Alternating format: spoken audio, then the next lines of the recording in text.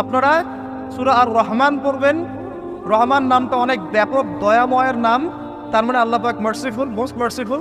কিন্তু এই সূরা আর রহমানে একটা ভয়ঙ্কর আয়াত আছে, কি সানাফরুগু লাকুম আইয়ুহাস সাকলান, হে মানুষ এবং জিন, হে মানুষ এবং জিন, শীঘ্রই আমি তোমাদের দুইটা জাতিকে ডিল করার জন্য পারেক হচ্ছি, অপেক্ষা করতে থাক।